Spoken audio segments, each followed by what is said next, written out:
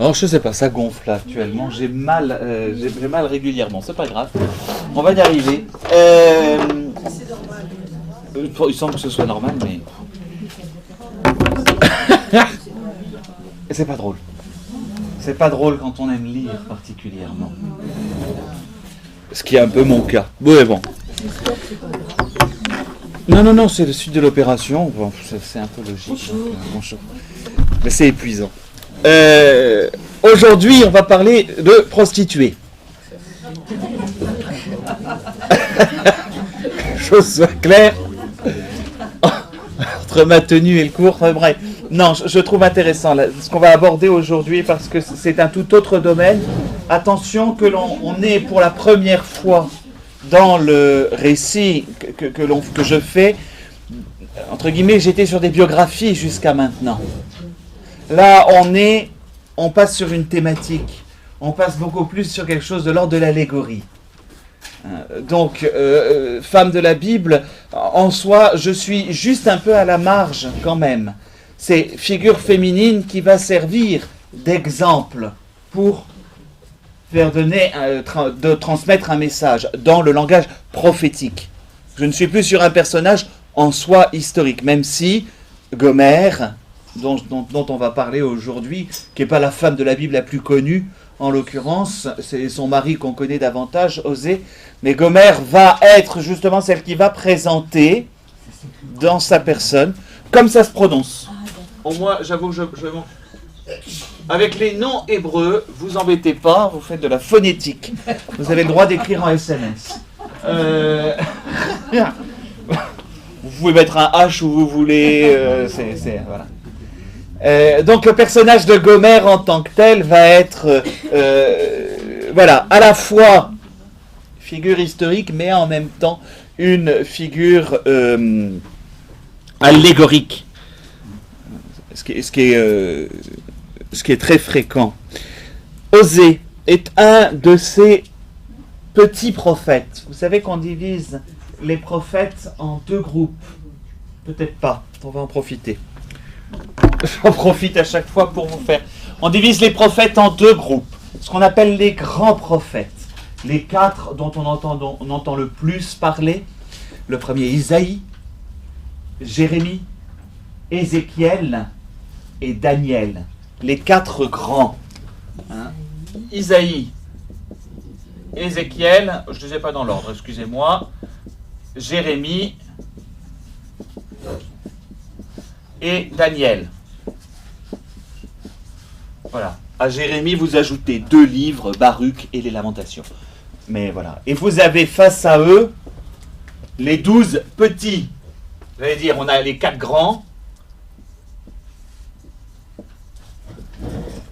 Et les 12 petits prophètes, là vous prenez la liste dans votre Bible parce que j'en oublie toujours. Donc vous avez Amos, Osée, après les autres, Michée, Joël, je ne vais pas pouvoir tous les faire, Zacharie, alors Baruch est associé à Jérémie en règle générale. Zacharie, Agé, mettez parce qu'il y a 2 G. Attendez, parce que je reprends la liste, sinon je vais vous en oublier. Malachi. Voilà. Jonas, évidemment. Et alors, ceux qui sont un peu moins connus, Abdias, Nahum, Habakkuk.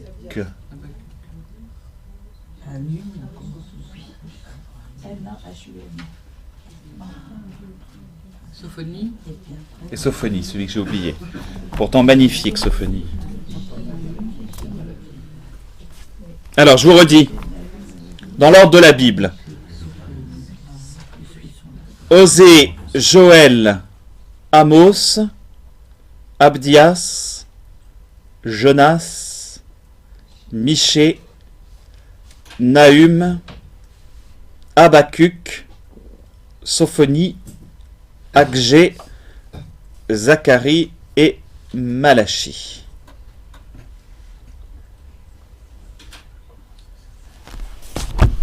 Je l'ai su par cœur.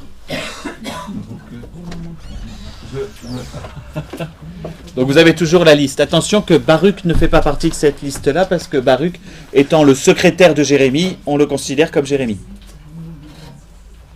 Voilà. Pourquoi est-ce qu'on a divisé en deux parties comme ça? Est-ce qu'il y en a qui sont plus importants que d'autres? Donc c'est la taille des livres, tout bêtement. Et bien plus conséquent, on prend beaucoup. Si je vous demande par exemple de lire pour aujourd'hui le livre d'Osée, ça va, je sais que je ne vous demande pas un truc trop copieux. Si je vous demandais de lire tout le livre d'Isaïe, c'est une autre paire de manches. Hein. D'autant qu'Isaïe, il y a 3 auteurs différents à l'intérieur du même livre. Donc voilà, c'est une somme un peu complexe. Voilà, donc ils sont, en même temps, ils n'ont pas le même poids à l'intérieur de l'histoire d'Israël. C'est Jérémie. Ils vont être beaucoup plus, comment dire, vous savez, c'est comme il y a les saints nationaux et puis les saints locaux. Eh ben voilà, c'est un peu ça. Ils vont être beaucoup plus liés à un lieu. En revanche, ce qui est intéressant, c'est que les petits prophètes, l'ensemble des 12 livres, s'ouvrent par le livre d'Osée. C'est ça qui va m'intéresser d'abord dans l'organisation en tant que telle de la Bible. C'est qu'il y a chez Osée, dans sa manière de présenter, en tout cas d'un point de vue prophétisme, une tonalité très très particulière, très particulière à l'intérieur même de son livre, qui fait qu'il ouvre les petits prophètes. Et ça s'ouvre en plus par sa propre existence. Chronologiquement, c'est pour pouvoir se situer. Il a prêché à peu près au même moment qu'Amos. C'est-à-dire ce sont vraiment les premiers prophètes prédicateurs dont on a gardé la trace d'écrit. En tout cas, voilà. On ne pense pas, enfin le livre en tout cas ne dit pas qu'il a vu la ruine de Samarie en 721. Ça nous permet de le situer. Donc il prêche avant 721.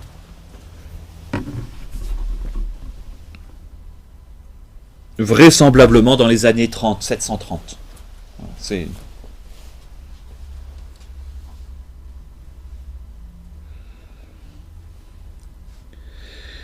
Et là où le livre d'Osée est vraiment le plus intéressant, c'est que le prophétisme d'Osée se traduit par son existence même, sa vie. C'est-à-dire, le drame conjugal d'Osée est une geste prophétique. C'est là que c'est. Alors, je vous rappelle, et Osée me permet par la même occasion de vous redonner quelques principes de base sur la notion même de prophétisme. Hein, et Osée en est particulièrement. Osée, qu'est-ce qu'il va prophétiser, entre guillemets? Pour nous, quand on va dire prophétisme, réflexe, qu'est-ce qu'il va annoncer dans l'avenir? Or, ça n'est absolument pas, pour le coup, Osée, il n'y a rien sur l'avenir. Toujours les mêmes annonces de justice de Dieu qui va venir, mais il n'y aura rien sur l'avenir. En revanche, Osée, et c'est le rôle du prophète, révèle une réalité qui vient de Dieu à ses contemporains, et pas seulement, d'ailleurs. Je veux dire, le prophète, c'est celui qui révèle une réalité de Dieu. Il est beaucoup plus, et là il faut le penser comme porte-parole, si vous voulez, héros, au sens de la soldatesque. Il apporte, il transmet une réalité de Dieu, un message de Dieu pour son peuple, mais pas obligatoirement une réalité sur l'avenir. Hein, il faudra dégager à l'intérieur même, et très souvent c'est ce qui arrive, si vous prenez un livre comme le livre de Zacharie, contemporain de la construction du deuxième temple, vous avez toute une partie profondément qui est une parole que Dieu transmet à son peuple, en fait, d'encouragement pour reconstruire le temple, qui est mélangée à une autre parole, beaucoup plus de l'ordre apocalyptique. Attention, apocalyptique, on va aussi l'entendre de l'ordre de la révélation. Révélation de choses. Mais alors apocalyptique aussi de l'ordre de qu'est-ce qui va se passer dans l'avenir. Hein, vous allez avoir sans cesse les deux qui sont mélangés avec Zacharie. Les premiers prophètes, on n'a pas encore d'apocalyptique. On n'a pas encore dans leur écrit, en tout cas jamais, enfin pas chez Osée, de révélation sur les temps à venir au sens de ce qui va se passer dans l'avenir, tel que le livre de Daniel, le livre de Zacharie, ou dans une certaine mesure, pour nous, l'Apocalypse de Saint Jean va pouvoir révéler. Osée n'entre pas là. En revanche, il va décrire l'état idéal. Il ne donne pas l'avenir, mais il va décrire l'état idéal, on va le voir, hein, justement, l'état idéal vers lequel doit tendre le peuple d'Israël. Peut-être je m'explique pas bien en vous disant ça. Hein, voilà, c'est pas un 10 heures de bonne aventure, pour revenir toujours sur cette expression-là, mais c'est quelqu'un qui va révéler la vérité de Dieu et de l'homme, et en le faisant, il révèle aussi, entre guillemets, l'état définitif, c'est-à-dire ce à quoi cette humanité est appelée. Voilà. Et c'est là que la figure de la femme va lui servir. Donc, et c'est mes aventures personnelles, d'ailleurs, par la même occasion. Est-ce son expérience personnelle qui motive en tout cas sa compréhension de ce qu'est Dieu? Peut-être. Hein, on n'a pas de réponse, hein, à vrai dire.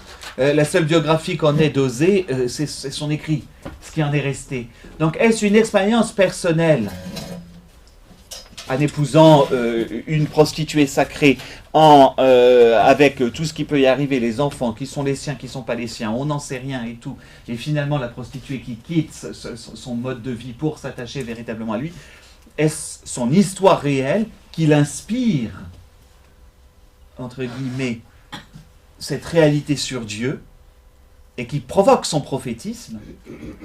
Si vous avez lu le livre, on peut s'interroger, parce qu'en plus ça s'ouvre sur sa mésaventure, hein, ça s'ouvre là-dessus. Ou alors, parce qu'il y a le cas Ézéchiel, est-ce Dieu qui lui demande de vivre ainsi, de faire ça, pour pouvoir justement prophétiser? Ézéchiel, ça va être flagrant, lui va avoir une vie qui est dictée par Dieu pour que ce qui arrive dans sa vie soit un prophétisme. Là où c'est intéressant, c'est que pour nous prophètes, c'est ce qui est écrit, et ça n'est pas seulement ça, c'est aussi ce qui est fait, c'est le comportement. La vie même du prophète dit quelque chose au sujet de Dieu. C'est très important, y compris pour nous dans la compréhension de la personne du Christ. Il donne la réalité, il est prophète, vous savez bien que c'est un des termes qu'on lui assigne. Est-ce que c'est le grand prophète ? Hein, c'est une question qui est sans cesse posée dans l'Évangile. Ça, il l'est parce qu'il va l'être jusqu'à la manière dont il vit. Il révèle totalement les intentions de Dieu jusqu'à sa geste, ce qu'on appelle, hein, jusqu'à son comportement. Et évidemment, jusqu'à la croix. C'est ça le prophète. Et donc, je veux dire, on peut être dans un sens ou dans l'autre. La vie d'Osée a-t-elle provoqué son prophétisme? Hein? Comme disait Platon, mariez-vous. Si votre femme est bonne, vous serez heureux. Si elle est mauvaise, vous serez philosophe.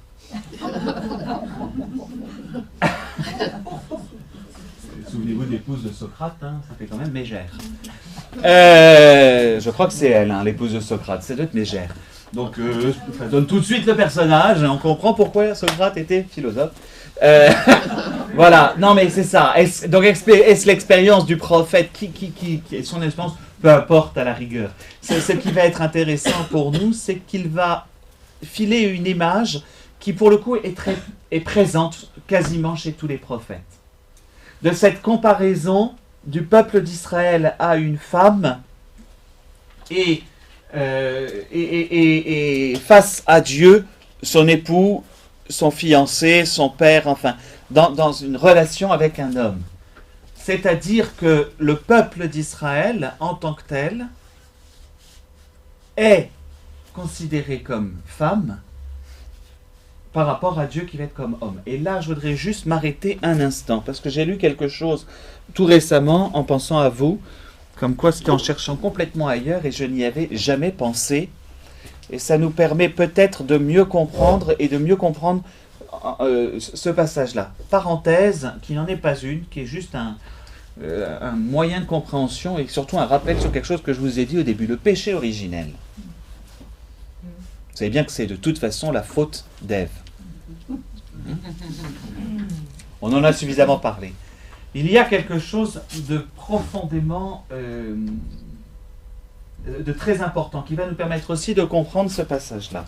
Vous savez que entre Adam et Ève, cette réalité du couple humain, je les prends eux exprès, entre Adam et Ève, réalité du couple humain, homme et femme, il les créa, nous dit la Genèse, c'est toute une... c'est un ensemble. Dans la théologie du corps, Jean-Paul II l'exprime très très clairement, c'est souvent très long et puis on a du mal. Et je vous dis, je viens de le lire. Que se passe-t-il? Eh bien, Adam, volontairement je prends. C'est-à-dire, l'homme va être assigné la capacité de donner, et à Ève, ça va vous paraître évident, la capacité de recevoir, ou je préfère le terme d'accueillir. Dans l'intérieur même du couple humain, ça ne signifie pas que ce soit... voilà, mais ça l'est physiologiquement, soyons clairs, ça l'est aussi voilà, spirituellement. Or, que se passe-t-il? Ça constitue l'humanité. Hein. Il faut les deux pour constituer l'humanité. Donc,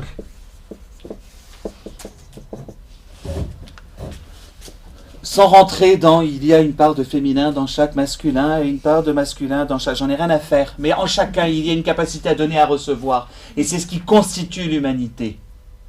L'humanité est constituée, être homme, c'est avoir cette double capacité. Simplement la figure d'Adam, donc la figure masculine, va être justement de l'ordre de cette capacité à donner, et la figure féminine, cette capacité à accueillir. Et donc en tout homme, il y a cette capacité à accueillir, et il y a même ce devoir d'abord d'accueillir. Donc, ce que je veux dire, à Dieu revient le rôle masculin, et ça aussi justifie le fait que Dieu soit homme, enfin soit homme, que le Christ soit un homme. Vous comprenez pourquoi? Parce que c'est Dieu qui donne. Dans la réalité de notre humanité, il est plus aisé à comprendre, messieurs, nous ne sommes que 4, mesdames, vous comprendrez aussi parfaitement, mais la réalité physique, la réalité même sexuelle est de cet ordre-là. C'est du côté de l'homme qu'il y a le don, et c'est du côté de la femme qu'il y a le recevoir. Et donc, à Dieu va être assignée la partie masculine, et donc à son peuple la partie féminine. D'où le péché originel. C'est Ève qui refuse, donc, qui refuse de recevoir le don de Dieu. C'est dans l'humanité, c'est pas Ève en tant que femme, c'est l'humanité dans ce qu'elle devrait d'abord accueillir le don de Dieu, qui le refuse. C'est pour ça que c'est important que ce soit elle. Enfin, c'est en ce sens-là. C'est comme ça que Jean-Paul II décale le problème. Parce que homme et femme, il est créé. Donc c'est toute l'humanité. Et c'est l'humanité en tant que d'abord, elle doit recevoir le don de Dieu. Et c'est pour cette raison que c'est sur la femme. D'autre part, ça je vous l'avais dit, il y a aussi une responsabilité de l'homme, c'est-à-dire de cette capacité humaine, c'est que l'homme était censé garder le jardin et qu'il a laissé entrer le serpent. Ça, c'est de sa faute. D'accord? Oui. Le gardien du jardin, c'est Adam. On a l'impression qu'il y est, le serpent. Alors, ça, c'est tout. Là, je suis dans ce qui est les interprétations de type Talmud, enfin Midrashique, etc. Tous ceux qui vont faire c'est déjà juif cette interprétation, où Adam a laissé. Pour quelle raison? C'est très important. Pensez toujours à ce que je vous ai dit l'an dernier sur la résurrection de Jésus chez Saint Jean. Que Jésus apparaît à Marie-Madeleine à l'intérieur d'un jardin. Et elle le prend pour, non pas le jardinier en grec, pour le gardien du jardin. Et que on est avec Saint Jean, on est toujours dans la création, hein, perpétuellement. Et donc on est dans une nouvelle création. Je dirais ça à ceux donc je verrai pour Saint Jean ce soir, mais on est dans une nouvelle création avec Saint Jean. Toujours. Et justement, l'homme aurait dû garder le jardin et il ne l'a pas fait. C'est-à-dire garder cet endroit que Dieu... ça c'est Benoît XVI ensuite qui fait une interprétation sur garder le jardin et cette question de l'écologie, si elle est comprise de cette manière. Enfin, bref, donc Ève est censée recevoir, d'où ce binôme que Dieu va utiliser chez les prophètes particulièrement. Dieu est le mâle, Israël sera la femelle. Je prends exprès ces termes-là pour qu'on puisse bien comprendre. Mais Dieu va se présenter comme l'époux, le père, et va présenter Israël, le peuple d'Israël, comme l'épouse, la mère, la jeune fille. Donc vous voyez que là, je quitte la notion obligatoirement, on quitte avec ces histoires. Enfin, après, les mésaventures de Osée et de sa femme, c'est une autre paire de manches, mais on quitte quelque chose de profondément historique pour rentrer dans ce que représente la femme. C'est pour ça que je vais essayer de repartir du côté de la Genèse. Ouvre la bouche, moi je l'emplirai. Voilà ce que Dieu dit, il me semble, dans le livre d'Isaïe. Et c'est cette idée-là. Laisse-moi, Dieu veut se donner à l'humanité. Et donc l'exemple, ça va être le binôme Adam-Ève, donner-recevoir. Et là, on a les éléments pour pouvoir comprendre les prophètes et comprendre cette question de la prostitution de Gomère.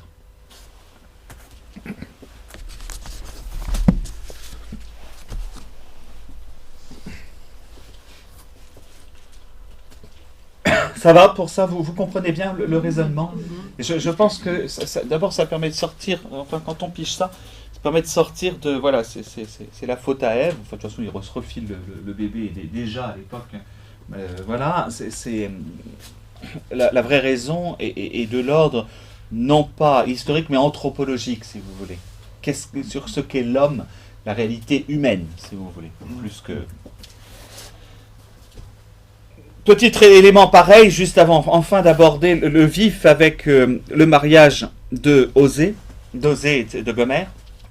La prostitution sacrée est une réalité qui va durer longtemps, jusqu'à notre ère, très probablement encore au 3e ou 4e siècle. Quel est le principe? On la trouve aussi dans les cultures celtes. Le principe en tant que tel, c'est toujours pareil, comment s'unir au Dieu. Comment trouver, on va dire, je vais employer un terme chrétien qui est faux, mais comment communier? Comment être en relation avec le Dieu? Le sacrifice ne suffisant pas, aux yeux de certains, là, et puis, la première chose, enfin, le démon dans la réalité des personnes va commencer par abîmer ça, évidemment. Justement, comment il va y avoir un désir d'union, et alors la sexualité va y rentrer totalement. Et donc, l'idée assez simple, c'est d'embaucher un sanctuaire, embauche, on va dire comme ça, hein, un certain nombre de femmes qui sont consacrées au sanctuaire. En revanche, elles sont des formes de prêtresses, si vous voulez. Elles vont être attachées à un sanctuaire C'est juste une maison close à l'arrière du temple, hein, si vous voulez. Mais j'ai pas d'autre mot. Et que le grand prêtre est juste devient un mac, mais on va le mettre sous forme de religion. Pourquoi? Pour que des hommes puissent s'unir à la divinité en s'unissant avec ces femmes qui sont consacrées. Ah, mais c'est un moyen vous savez, la notion de libération sexuelle, c'est la manière dont on réussit à libérer sexuellement, non pas la femme, mais l'homme, en règle générale, hein, quelle que soit la forme. Hein. On a dit que la contraception était la libération de la femme, c'est faux, c'est l'homme, comme ça il peut faire ce qu'il veut quand il veut. Hein? Donc soyons clairs. Et donc, et à chaque fois c'est ça. Donc qu'est-ce qu'on fait? Ah mais ça c'est le côté tordu masculin. C'est comment est-ce que l'on peut trouver un moyen?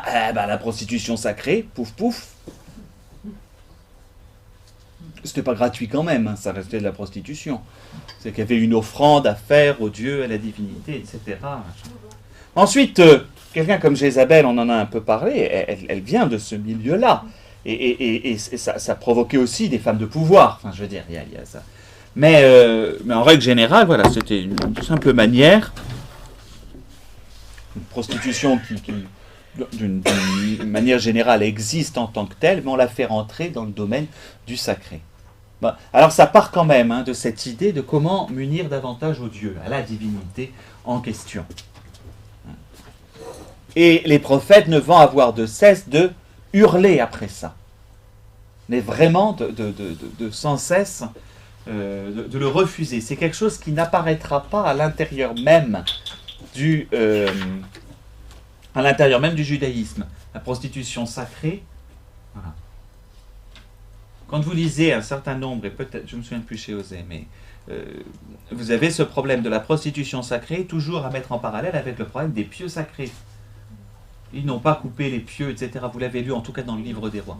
Bon, les pieux sacrés, pardonnez-moi, même chose, symbole sexuel.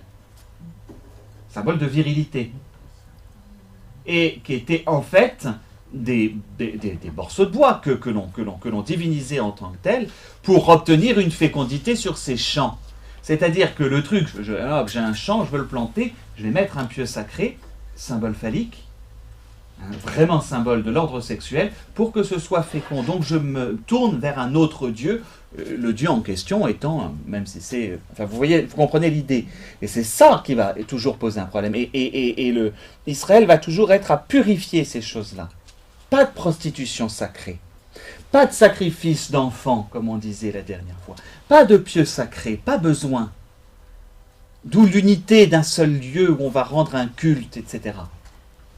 Le temple de Salomon. Ça va être compliqué, ça va être réel qu'après le retour d'exil. Réellement. Encore qu'il va falloir renettoyer, parce que ça revient à toute vitesse. Vous savez, je m'amuse beaucoup parce que c'est une franche réalité pour ceux d'entre vous qui ont connu enfin, vous avez connu beaucoup de formes de liturgie, on va dire, depuis un certain temps. Et du faste, on va essayer d'épurer un certain temps. C'est flagrant que le besoin de densifier les choses revienne. Mais voilà, c'est un naturel chez l'homme. C'est quelque chose qui est naturel. Voilà. Donc, en Israël, ils auront toujours ce problème-là. Sauf que le problème, quand on arrive à le décaler justement du côté du culte, et que c'est là qu'on va densifier, on essaie de le retirer de l'autre. Mais donc, la prostitution sacrée, simplement, l'avantage de la prostitution sacrée, excusez-moi, parce que ça n'en a pas, mais l'avantage pour la bonne conscience de l'homme, c'est, ah bah non, je vais pas aux putes. Excusez-moi de le dire comme ça. Une prostitution sacrée, c'est un acte. On justifie par un acte religieux. Par un acte religieux. Voilà. C'est tordu. C'est la manière dont l'homme est tordu. Je parle du... Les années 70, avant et après, il y avait une secte qui s'appelait les Enfants de Dieu. Ça vous dit quelque chose, et qui pratiquait justement la prostitution pour montrer l'amour de Dieu. En fait, c'était un peu dans le sens. Oui, c'est ça. Voilà. On exagère, mais ça, c'est la... Ça, en règle générale, ce sont des idées d'hommes. Ça, Bref, à partir de tout ça, eh ben, on a l'expérience d'Osée. Et c'est quelque chose d'assez étonnant parce que, évidemment, dans l'expérience même d'Osée va permettre à Dieu de transmettre ce message de son amour. On est toujours choqué par le terme, Dieu a un amour jaloux, mais à juste titre. À juste titre. C'est cette exclusivité et cette exigence de l'amour dont il va être question là. Donc nous voilà avec Osée. Excusez-moi de cette longue introduction, mais au moins on a à peu près tous les éléments.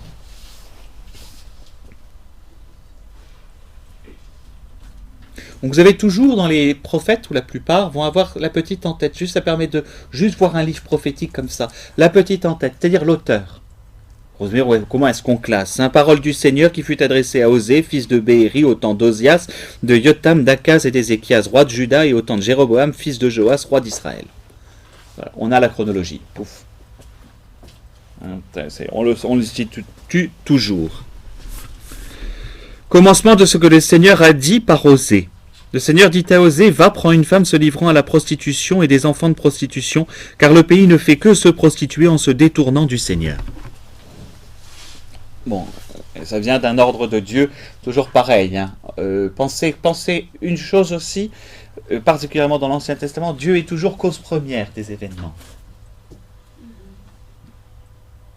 C'est Dieu qui décide l'extermination à chaque fois on est nous heurtés. Mais Dieu est cause première de tout événement. Mais il ne peut en être autrement. Donc c'est toujours un peu délicat. Est-ce que je vous disais, est-ce Dieu qui demande ou Osée qui fait cette expérience? Voilà. Il alla donc prendre Gomer, fille de Diblaïm, qui conçut et lui enfanta un fils. Le Seigneur lui dit, appelle-le du nom de Yisraël, car encore un peu de temps et je châtierai la maison de Jéhu pour le sang versé à Yisraël, et je mettrai fin à la royauté de la maison d'Israël. Il adviendra en ce jour que je briserai l'arc d'Israël dans la vallée de Yisraël. Je prends juste ça, parce que le reste va être du même ordre. Au prophète aussi, c'est non seulement sa vie, son mariage, ça va être ses enfants, tout l'univers autour de lui est témoignage, dit quelque chose de... Voilà. Alors on est dans des événements très historiques. Et là je ne peux pas revenir sur le problème de la maison de Jéhu. Très vite, Jéhu c'est pas compliqué, c'est lui qui prend le pouvoir à la suite d'Akaz et qui fait tuer Jézabel. Donc nouvelle dynastie. Où est-ce que ça s'est passé? À Israël. Bon, tout simplement. Nouvelle dynastie, mais de la même manière, il n'a pas... Chaque dynastie posa un souci chaque dynastie particulièrement de Samarie, parce que elle continuait d'avoir des sanctuaires qui ne sont pas l'unique sanctuaire et tolérer tout ce qui va être pratique païenne, particulièrement cette prostitution. Elle conçut. Je vais juste remarquer qu'on ne sait jamais de qui.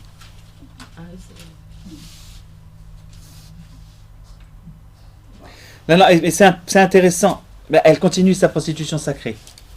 En revanche, si elle est mariée, c'est celui qui... Alors c'est là que c'est très étonnant. C'est celui à qui elle est mariée qui nomme. Il est père, juridiquement. Mais on ne sait pas de qui. Habituellement, c'est précisé dans la Bible. Elle lui conçut un enfant à un tel. Vous comprenez? Mais c'est lui qui nomme, parce qu'il est époux juridique. Je fais juste remarquer que Joseph n'est pas le père de Jésus, mais juridiquement. Mais de la même manière, puisqu'il est époux, c'est pour ça qu'il faut qu'il ait épousé Marie, pour pouvoir nommer Jésus. Donc elle conçut encore et enfanta une fille. Le Seigneur lui dit, appelle-la du nom de Loruama, car désormais je n'aurai plus de pitié de la maison d'Israël pour lui pardonner encore, mais de la maison du Juda j'aurai pitié, et je les sauverai par le Seigneur leur Dieu. Je ne les sauverai ni par l'arc, ni par l'épée, ni par la guerre, ni par les chevaux, ni par les cavaliers. Et donc un troisième, Lo ami, vous n'êtes plus mon peuple. Lo, c'est le négatif. Un rare truc dont je me souviens en hébreu. Mais ensuite, il va y avoir... Et là, ce qui est intéressant, c'est le chapitre 2, chez Osée. Vous avez son expérience d'Osée en tant que tel.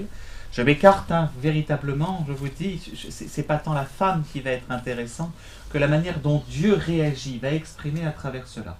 Si vous comprenez bien avec ce que je vous ai dit avant que c'est pas la femme en tant qu'être féminin, mais l'humanité en tant que ce qu'elle doit être capable de recevoir, c'est ça que l'on revient. Simplement, on prend quoi l'exemple de la femme? Là où il y a un décrochage, c'est que Dieu va accuser, enfin pour nous on a ce mode de compréhension, il va falloir que vous l'oubliez. Nous on a ce mode de compréhension, ce sont quand même des grands prêtres, des hommes qui décident de femmes qui vont être prostituées sacrées, c'est bien pratique, d'accord? Ce ne sont pas des femmes qui décident d'elles-mêmes de devenir prostituées. En règle générale, c'est quand même pas un métier qu'on choisit. Faut une réalité. Hein. La bêtise de notre siècle ne peut pas, a beau essayer de dire, donc c'est quoi? C'est des pères qui vendent leurs filles parce qu'ils ont besoin d'argent, hein, donc ils les vendent à un sanctuaire. Tout bêtement, hein, ou des frères, enfin peu importe. En l'occurrence, il n'y a pas de liberté. Or, c'est pour ça que je vous dis, il faut bien déconnecter les deux choses. Or, la question de la prostitution, on va le voir, dans le langage, c'est un choix d'Israël de se prostituer. Vous voyez bien la différence. Là, c'est quelque chose de fondamental. La Gomère en question, sans doute Osée est allée la chercher, elle ne choisit pas en soi d'être prostituée sacrée. On peut l'en convaincre, je veux dire. Mais on ne choisit pas. Enfin, vous êtes d'accord, mesdames, j'espère. On ne choisit pas. Ce n'est pas quelque chose que l'on peut naturellement choisir, à moins d'être totalement déformé. C'est le problème. Hein? Aujourd'hui, oui. Mais on ne peut pas le choisir. Voilà. Et là, en revanche, parce que... Regardez au chapitre 2, à partir du verset 4. Et donc là, on va avoir un cas de divorce. Mais entre Dieu et Israël, intentez procès à votre mère, intentez-lui procès, car elle n'est pas ma femme et moi je ne suis pas son mari. Qu'elle écarte de sa face ses prostitutions et d'entre ses seins ses adultères, sinon je la déshabillerai toute nue et la mettrai comme au jour de sa naissance, je la rendrai pareille au désert, je la réduirai en terre aride, je la ferai mourir de soif, et de ses enfants je n'aurai pas pitié, car ce sont des enfants de prostitution. Oui, leur mère s'est prostituée, celle qui les conçut s'est déshonorée, car elle a dit « Je veux courir après mes amants, qui me donnent mon pain et mon eau, ma laine et mon lin, mon huile et ma boisson. » C'est pourquoi je vais obstruer son chemin avec des ronds, je l'entourerai d'une barrière pour qu'elle ne trouve plus ses sentiers. Elle poursuivra ses amants et ne les atteindra pas, elle les cherchera et ne les trouvera pas. Alors elle dira, je veux retourner vers mon premier mari, car j'étais plus heureuse, alors que maintenant, elle n'a pas reconnu que c'est moi qui lui donnais le froment, le vin nouveau et l'huile fraîche, qui lui prodiguais cet argent et cet or qu'ils ont employés pour Baal. Voilà. Et... Bon, l'accusation après va sur plusieurs choses, je ne peux pas rentrer dans le détail parce que sinon c'est interminable dans le livre d'Osée. C'est un cri, hein. Et vous voyez que là on sort tout juste de l'expérience d'Osée pour avoir cette réaction de Dieu. Comprenez bien que, et particulièrement chez Osée, l'accusation de Dieu, là on est comme dans un procès. Je ne suis plus son mari, elle n'est plus ma femme. C'est ça, hein, c'est un divorce, ni plus ni moins. Et ce choix que Dieu fait est faux, n'est pas son intention. Vous le voyez tout de suite à la fin de ce même paragraphe. Au départ, il dit « Je veux plus que ce soit ma femme ». Alors elle dira « Je veux retourner vers mon mari, j'étais plus heureuse vers lui ». Il y a perpétuellement, en tout cas dans le livre d'Osée, cette attitude de Dieu vis-à-vis de son peuple qu'il sait. Et Dieu est toujours prêt à attendre. En fait, sa colère, j'allais dire, ce sont presque des coups de voix qu'il dit un peu fort pour que le peuple comprenne qu'il doit revenir. En tout cas, là, la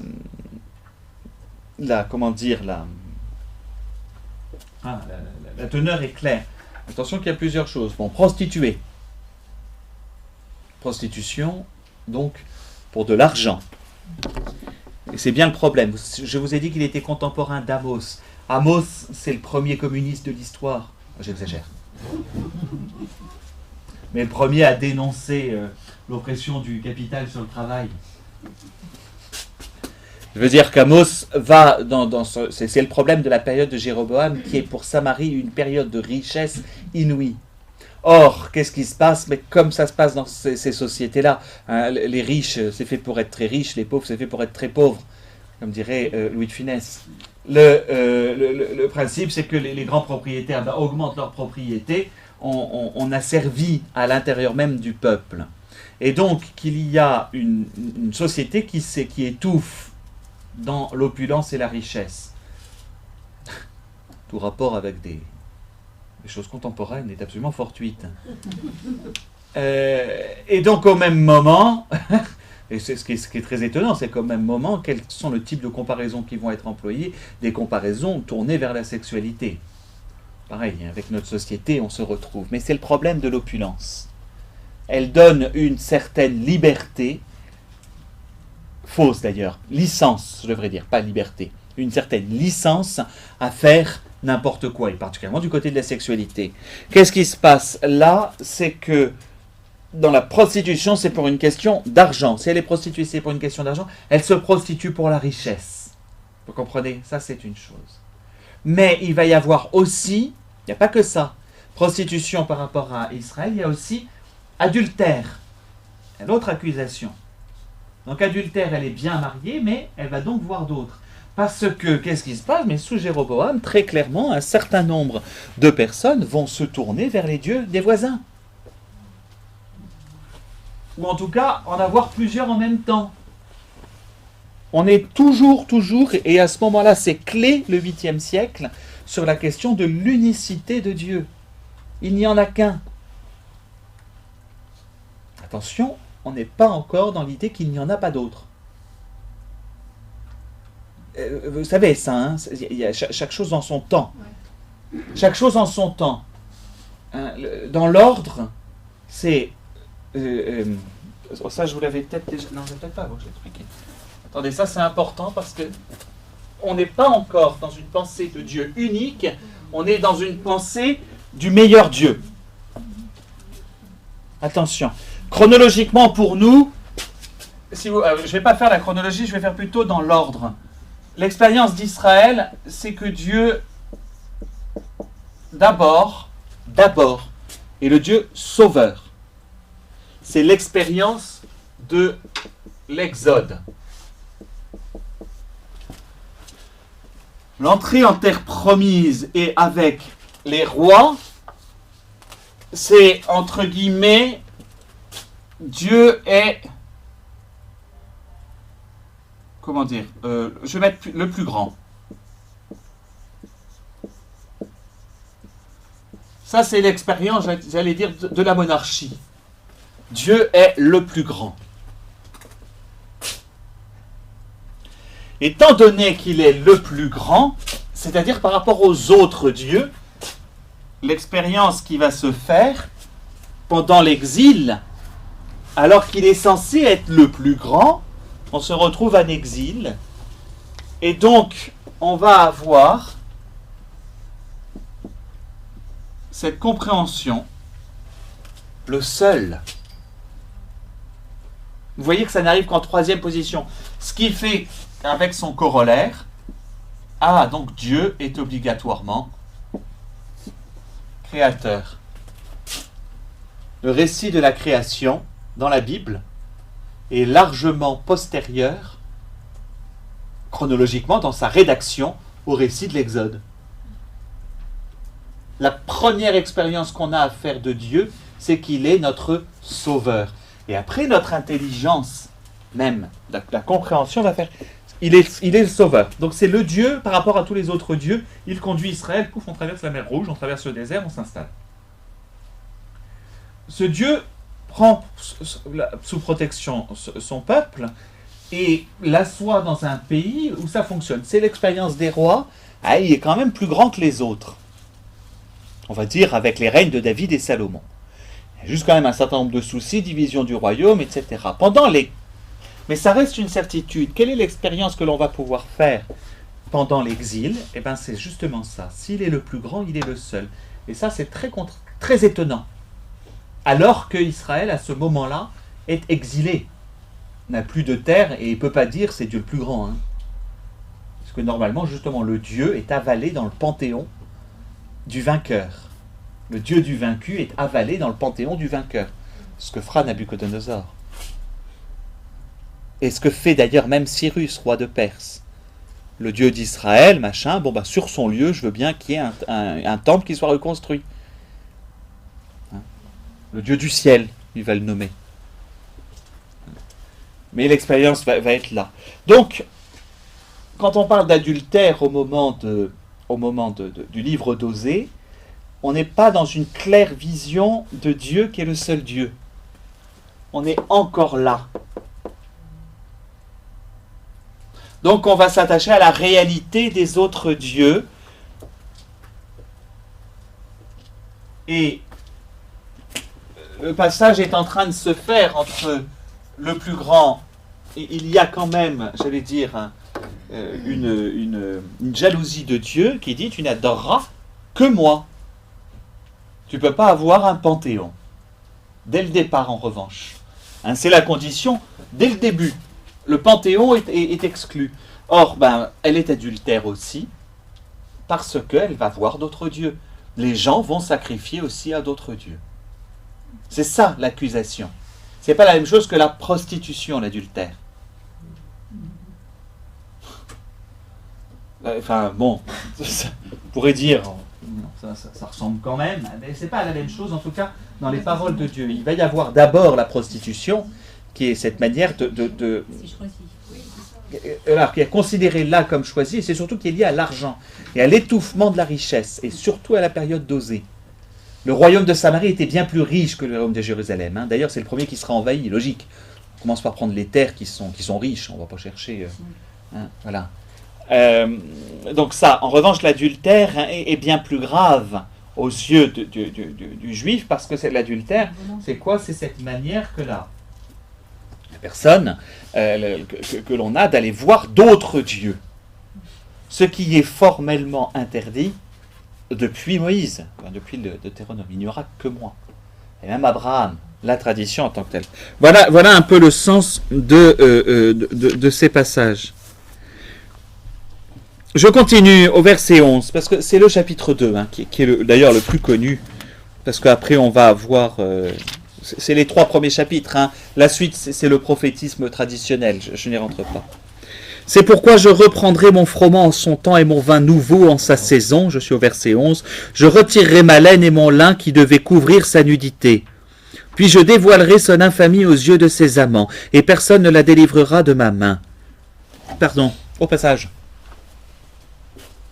La nudité est quelque chose de terrible, hein, en Israël. Le fait qu'on partage les vêtements de Jésus et qu'il se retrouve, non pas nu, mais quasiment au moment avant d'être mis sur la croix, déjà rien que ça, c'est une honte. On ne montre pas son corps.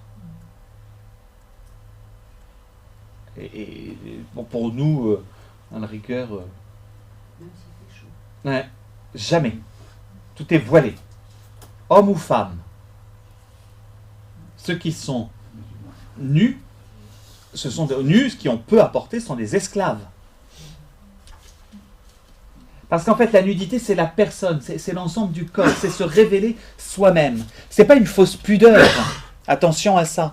Hein, c'est que le corps révèle l'être, la personne, est la personne. Donc on en montre le minimum. Regardez ce que sont aujourd'hui des berbères, combien ils sont habillés. Bon, c'est une protection aussi par rapport à la chaleur. Mais y compris les femmes, je parle dans des cultures qui ne sont pas nécessaires, je ne veux pas parler de cultures où l'islam a déjà mis sa marque. Mais pensez même à l'Égypte des années 50, à l'époque où Nasser riait aux éclats quand on lui posait la question de toutes les femmes qui portent le voile. Si vous allez un jour sur l'INA, regardez ce truc-là, c'est assez ahurissant. Il éclate de rire en disant c'est même pas possible. Enfin bon, comme quoi. Mais dans les années 50, les femmes demeuraient toujours très habillées. La culture sémite fait qu'on en montre le minimum. Qu'on en suggère le maximum aussi. accessoirement avec Salomé, je pense qu'il y a quelque chose de cet ordre-là. Ben oui, mais on en montre les voiles. C'est le voile, hein, par excellence. Et nous, on se fait toujours une idée très arabisante, ou en tout cas très turque, en fait, seldjoukide, mais donc pas sémite. Hein, les mille et une nuits, les ventres qui sont... C'est des erreurs historiques monstrueuses. Chaque fois qu'on le voit dans des scènes, ce sont des très très graves erreurs. On ne montre pas son corps. Même les prostituées. Non. La prostituée sacrée, après, dans l'acte évidemment, mais la prostituée sacrée va toujours être vêtue. Ouais. Il y a quelque chose d'où cette expression. Vous comprenez peut-être mieux, parce que culturellement, c'est jamais évident. Mais d'où cette expression, voilà, je dévoilerai son infamie aux yeux de ses amants, personne ne la délivrera de ma main. Je ferai cesser toutes ces réjouissances, ces fêtes, ces néoménies, ces sabbats et toutes ces solennités. Je dévasterai sa vigne et son figuier, dont elle disait, ils sont le salaire que m'ont donné mes amants. J'en ferai un hallier et la bête sauvage les dévorera. Je la châtierai pour les jours des Baals auxquels elle brûlait de l'encens, quand elle se parait de son anneau et de son collier, et qu'elle courait après ses amants, et moi elle m'oubliait, oracle du Seigneur. On veut dire, c'est pas obligatoirement... c'est ferme. Cela étant dit, il y a quelque chose de juste, toujours. Remarquez une chose dans l'expression en l'occurrence, c'est Dieu donne toujours tout de suite les raisons. Je vais lui retirer ses fêtes. C'est l'annonce de l'exil, hein, tout simplement, qui va se retrouver là. Ben oui, on ne pourra plus faire de sacrifice, on n'aura plus de figuier, il n'y aura plus rien. Il n'y aura plus rien. Et là, comprenez bien ce qui se lit après. C'est pourquoi je vais la séduire. Au verset 16, hein, toujours, 2:16. C'est pourquoi je vais la séduire, je la conduirai au désert et je parlerai à son cœur. Ce sont sans doute les 3 plus beaux versets, les 3 lignes les plus belles. Dieu qui affirme cela, je vais la conduire au désert et là je la séduirai. Au passage, qu'est-ce qui va arriver? L'exil. C'est un véritable désert, il n'y aura plus rien. Et c'est là qu'Israël va comprendre véritablement, enfin entrer là. Je ne dis pas que tout sera gagné, mais qu'il y a une expérience du désert, de l'absence de tout. Le désert, c'est quoi? Il n'y a rien. Absence de toute chose. Et cette expérience va être vécue en exil et va permettre, justement. Bref. Là, je lui rendrai ses vignobles, et je ferai du Val d'Accord une porte d'espérance. Là, elle répondra comme au jour de sa jeunesse, comme au jour où elle montait du pays d'Égypte. Il adviendra en ce jour-là, oracle du Seigneur, que tu m'appelleras mon mari, et tu ne m'appelleras plus mon Baal. Alors, vous avez énormément de jeux de mots, que je ne veux pas tous rentrer. Mais voilà. Dire adieu, mon mari. Expression étonnante, qui ne nous vient pas a priori comme ça. Mais qui reviendra dans la bouche de beaucoup de mystiques. Je pense aux Sainte Thérèse. Prenez celle que vous voulez. Ou à Sainte Catherine de Sienne, enfin voilà. J'écarterai de sa bouche les noms des Baals et ils ne seront plus mentionnés par leur nom. Je conclurai pour eux une alliance en ce jour. Avec les bêtes des champs, avec les oiseaux du ciel et les reptiles du sol, l'arc, l'épée, la guerre, je les briserai, je bannirai du pays, et je les bannirai du pays, et eux, je les ferai reposer en sécurité. L'autre verset magnifique du numéro 2. Je te fiancerai à moi pour toujours. Je te fiancerai dans la justice et dans le droit, dans la tendresse et la miséricorde. Je te fiancerai à moi dans la fidélité et tu connaîtras le Seigneur. C'est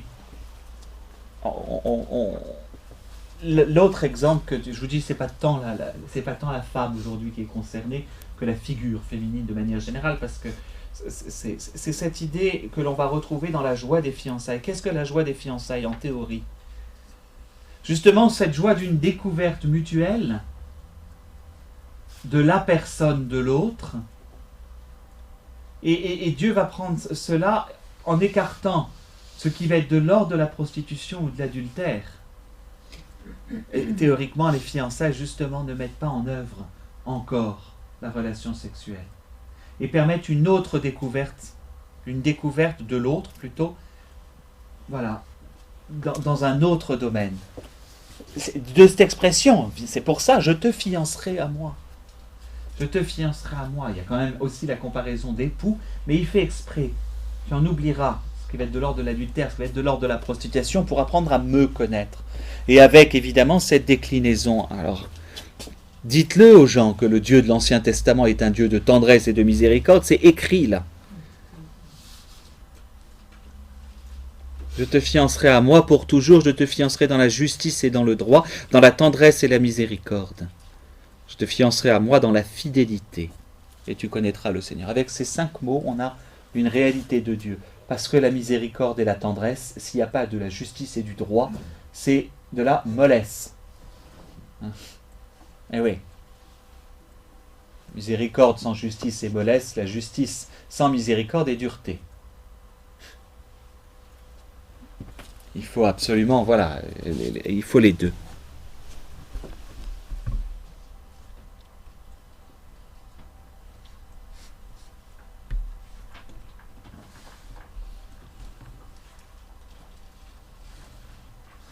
Il adviendra en ce jour-là que je répondrai, oracle du Seigneur, je répondrai aux cieux et eux répondront à la terre répondra au froment, au vin nouveau et à l'huile fraîche, et eux répondront à Israël, je la sèmerai dans le pays, j'aurai pitié de l'O-Ruama, je dirai à l'O-Ami, tu es mon peuple, et lui dira mon Dieu. C'est la famille de Osée qui est réintégrée tout simplement, avec toute l'abondance. Ça m'intéresse moins en l'occurrence. C'est surtout le début du chapitre, le chapitre 3. Le Seigneur me dit, c'est la première fois que le prophète parle à la première personne. Je ne sais pas si vous avez remarqué. Tout le reste du temps, l'oracle du Seigneur, le Seigneur a dit, etc. Même au début, le Seigneur a dit à Osée, là, le Seigneur me dit. Il y a quelque chose de vécu personnellement par le prophète. Va de nouveau, aime une femme aimée par un autre et qui commet l'adultère, comme le Seigneur aime les enfants d'Israël, alors qu'ils se tournent vers d'autres dieux et qu'ils aiment les gâteaux de raisin. En fait, il lui dit de revenir à Gomère, tout simplement. Je l'achetai donc pour 15 cycles d'argent et 1 muid et demi d'orge. Et je lui dis, pendant de longs jours, tu me resteras là sans te prostituer et sans appartenir à un homme, et j'agirai de même à ton égard. Alors là, la vie du prophète prend une toute autre forme. Qu'est-ce qu'il fait? Il la rachète. Eh oui, c'est bien pour ça que je vous dis, elle a été vendue comme prostituée. Donc la pauvre Gomère, en l'occurrence, on n'en sait pas beaucoup plus sur ses intentions réelles. En revanche, elle va servir d'exemple. Et c'est là-dessus que je voudrais insister. Gomère, on ne sait pas si volontairement elle était prostituée sacrée. Parce que là, elle est quand même rachetée. Ça veut dire qu'elle a été vendue. Si elle a été vendue, c'est qu'a priori, c'est son père qui l'a vendue comme prostituée sacrée. A priori, je ne vois pas qui d'autre, son oncle ou son frère. Enfin bref, c'est un autre homme, obligatoirement, qui est de l'ordre de sa famille.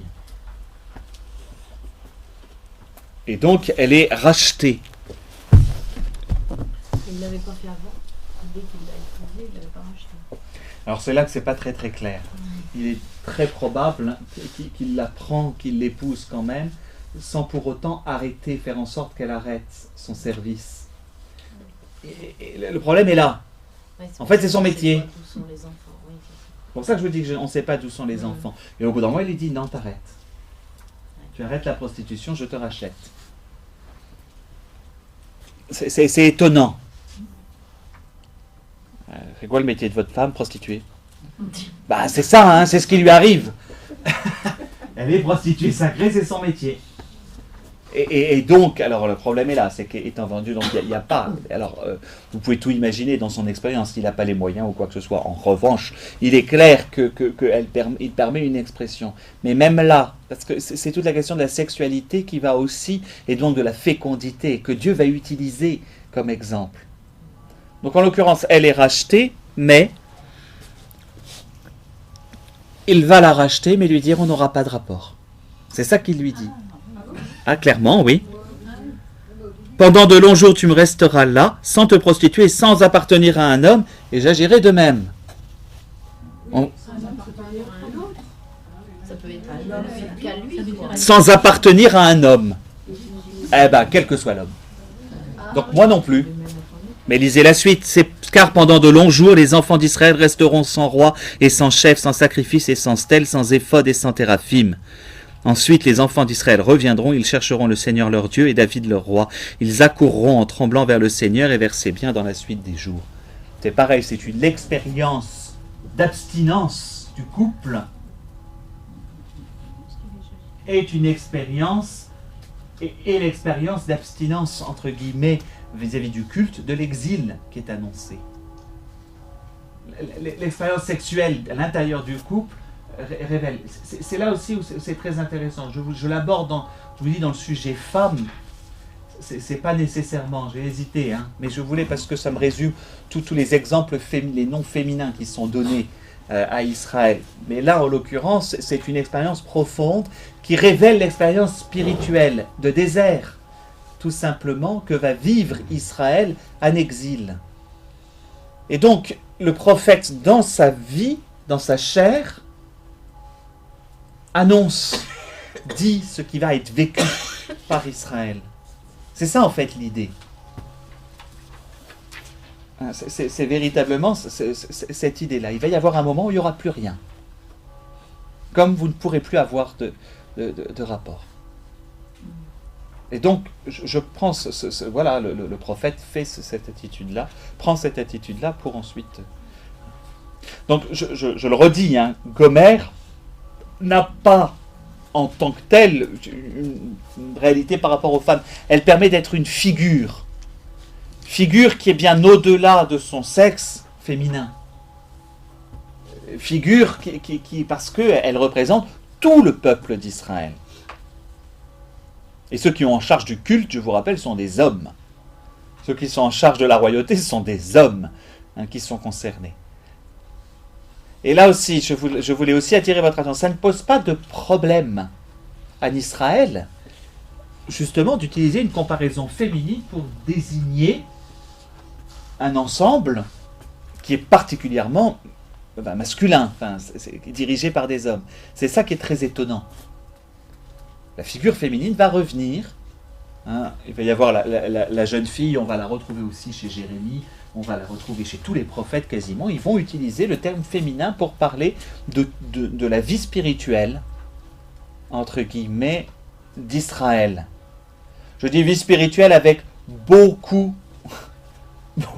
d'anachronismes. Mais en fait, c'est ça, si vous voulez.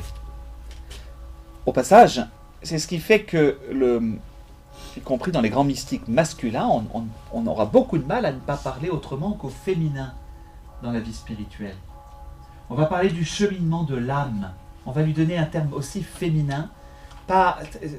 C'est juste parce que cette réalité, et j'en reviens à mon Adam et Ève, la réalité de la vie spirituelle est liée à cette capacité que nous avons, justement, d'accueillir le don de Dieu. Et donc c'est profondément féminin. Toujours pareil, hein, je ne veux pas la part de féminin qu'il y a dans l'homme, on s'en moque de ça, c'est notre capacité ou non à recevoir. Ouvre la bouche et je l'emplirai. Et donc si la mystique, et la mystique après chrétienne, prend toujours des figures féminines, je n'en vois pas d'autres. La dernière, la première, je dirais, grande mystique féminine, c'est quand même celle du Cantique des Cantiques, la Shulamite. Elle est dans cette attitude, oui, de désir et d'attente de recevoir ce qu'elle doit recevoir de Dieu. C'est là que c'est très intéressant. Cela se comprend, si je vous dis, moi en tout cas j'ai été éclairé par la lecture en comprenant mieux ce qui se passe au moment de la Genèse et de la chute. Pourquoi la femme n'est pas... Enfin voilà. Ben parce que c'est notre capacité à tous de recevoir Dieu. Et si on regarde ça, alors on comprend beaucoup mieux voilà. Et toute la mystique va rentrer là-dedans. Elle prend sa source chez les prophètes et Osée en est l'exemple, où on va donner voilà, le type de la femme, prostituée, adultère, etc. Le type même de la femme va être ce qui va caractériser Israël. Voilà un peu moi ce que j'avais à dire sur Osée. Dieu lui dit, fais-toi capacité, je me ferai torrent. Me ferai torrent, toujours pareil. Toujours pareil. Mais on le retrouve même chez Saint Jean de la Croix. C'est pour ça, même la mystique masculine, elle est moins importante. Hein. Mais la mystique masculine, chez Saint Jean de la Croix, ça n'est que ça. La nuit obscure, le poème, on a cette impression, c'est très féminin. Mais en fait, c'est logique. Eh oui. Et c'est pour ça. Capacité. Et je me ferai torrent. Mais c'est bon, c'est une réalité qui, vous voyez, date. Mais date, en fait, dès l'origine, l'homme est comme ça. Dès l'origine, il y a cela. Bien. Après la prostituée, il ne doit plus me rester beaucoup de cours. Alors, je voudrais les aborder. Enfin, il faut que je les aborde rapidement parce qu'elles vont me servir. Il m'en reste 4. Je vais vous donner, parce que vous avez 3 semaines, donc vous aurez le temps de lire. Non, parce que les passages sont plus compliqués. Si. Je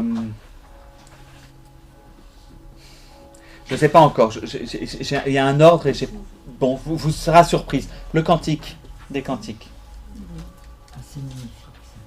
Il faut bien que je l'aborde. C'est magnifique.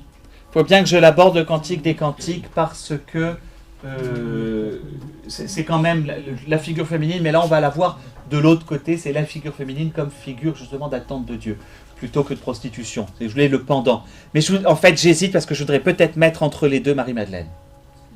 Parce que c'est celle qui bascule justement de l'un à l'autre.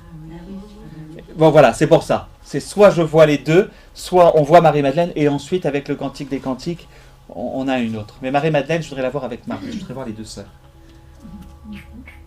Donc voilà. Marie-Madeleine et Marthe, c'est des passages.